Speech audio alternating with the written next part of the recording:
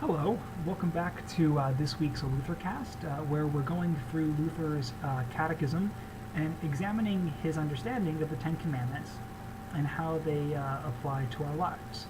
As always, I welcome comments or questions down below, and I encourage you to go back through the clips for further questions or inquiries. This week we'll be taking a look at the fourth commandment, and because there's just so much information, this commandment will take 2 weeks, so the information will spill into next week as well. It's just something to be aware of. The fourth commandment, it shifts the attention from God, and it shifts the attention from God to our neighbor.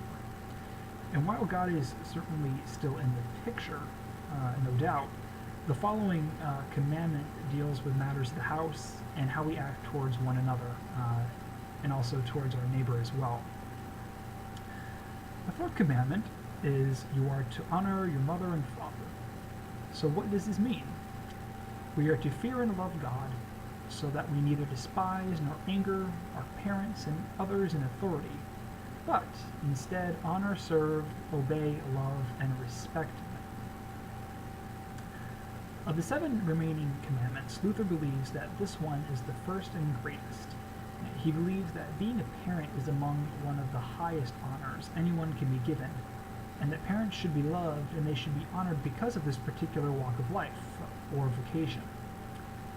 And love is at the core of this commandment, and it's shown in, what's done towards one's parents. But it's not simply love, it's honor as well. Luther writes that it is a much higher thing to honor than to love. Honor includes not only love, but also humility and modesty directed towards a majesty concealed within. He goes on to say that honor is shown in the way we address one another and in the actions that are done towards one's parents as well. So Luther sums this up in 3 points. First, Luther calls us to honor our parents and to give them the honor they deserve. The second and third points address the way we act towards our parents, and our honor is shown through our actions, that being honoring our parents, being obedient to them, and providing for them whether they're healthy or ill. Luther doesn't take these actions lightly because God commands them, and he writes, what God commands must be much nobler than anything we ourselves may devise. And because there is no greater or better teacher to be found in God, there would certainly be no better teaching than he himself gives. So here, Luther brings children into the fold. Now, for this commandment, really, it's for children. It's talking about parents. It's also talking about civil authority as well, but that'll be next week. Luther holds children in a high standing. He believes. He holds them in such high standing because he believes what children do is actually holy work. Sure, they're obedient to their parents, but it isn't just obedience. Luther, it's an interesting thing. He says it's holy work, and he says that this shouldn't be brushed aside, although he warns that it happens all too often. It should be noted that Luther's train of thought isn't always as systemic as we would like, and this is just something to be aware of as we go through Luther's works, or if you go through Luther's works on your own. And we see this in his use of the fourth commandment, when he gives young people the command to banish all other things from their sight, and give first place to this commandment, to the fourth commandment. So in short, Luther doesn't believe that God should be left out of the picture, but the relationship between child and parent is quite similar to the relationship between the believer and God.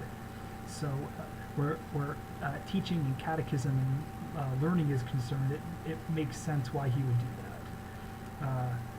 Luther wants to give this commandment first place for children because he wants to instruct them how to live honorable lives. But Luther isn't under any false illusions here. And I imagine this is sort of like Footloose meeting Luther, kids these days. On 403 in the Book of Concord, he writes, both young and old are altogether wild and unruly. They have no sense of modesty or honor. They do excuse me, they do nothing unless driven by blows. He goes on, but you get the point here. In fact, Luther, he actually issues a grim warning to those who don't obey their parents. This is on 405. He says, if you are unwilling to answer to your father and mother, or to take direction from them, death will ensue. So these aren't light words at all.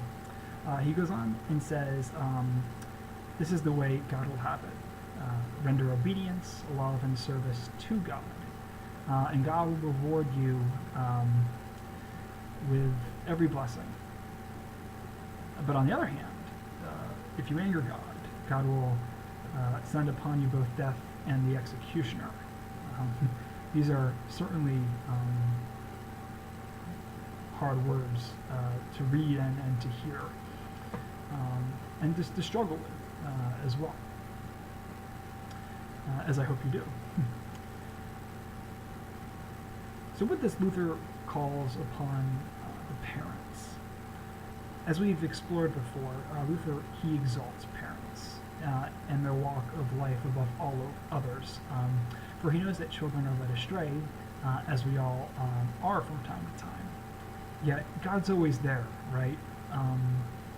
Parents act in a similar way, and at times we can forget and neglect the love that our parents show for us.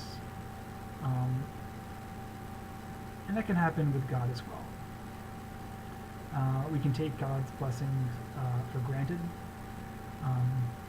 But Luther uses this commandment to compare and contrast the love of one's parents and child to that of God and the believer, and the connection that is found therein, and the love that God has for us, regardless of our inability to keep God at the front of our minds, like the first commandment.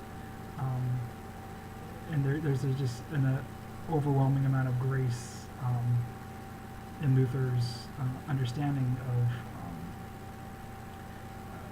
God's connection to us. So this commandment has so many applications, and their use is something we'll have to explore more next week. And next week, we're going to look at the civil perspective and see how Luther understands civil authority, and how he applies that honor and respect to that walk of life. So I hope you all have a great week, and I hope to see you all next week too. God bless.